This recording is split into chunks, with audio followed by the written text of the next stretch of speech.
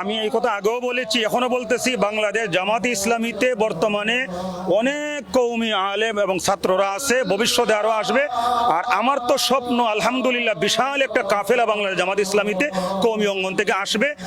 আলহামদুলিল্লাহ অনেক বড় একটা কাফেলা অলরেডি আমার মাধ্যমে হয়ে গেছে। কারণ আপনারা প্রকাশ্যে দেখতেছেন একজন, গোপনে আছে আরো 20 জন, ওইটা তো আর দেখতেছেন না। কারণ এই সংগঠনে কেউ যদি গোপনেও কাজ করতে চায় সুযোগ আছে, কেউ যদি ওপেনেও কাজ করতে চায় সুযোগ আছে। তো প্রকাশ্যে যদি আপনারা আমার মাধ্যমে একজন দেখেন, মাথায় রাখবেন গোপনে আরো 20 জন আছে।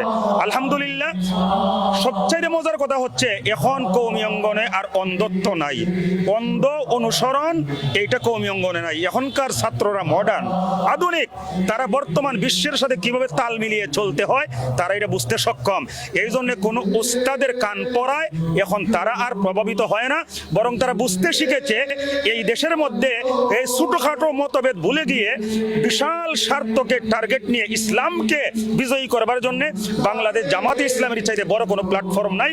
অতএব ফরজ ওয়াজিব যেহেতু এইগুলোর মধ্যে আমরা সবাই একাত্মতা পোষণ করি, কোনো এর মধ্যে মতবিরোধ নাই, তাই সুন্নত নফল এই সমস্ত জিনিস নিয়ে মতবিরোধ করে অযথা নিজেরা ক্ষমতার থেকে নিজেদেরকে পিছায় রাখার কোনো মানে নাই। তাই কওমি অঙ্গনের আলেম উলামা ছাত্ররা আলহামদুলিল্লাহ বাংলাদেশ জামাতে ইসলামের নেতৃত্বে এই দেশে রাষ্ট্র গঠন করবার জন্য তারা প্রস্তুত, তারা ভূমিকা পালন করতেছে।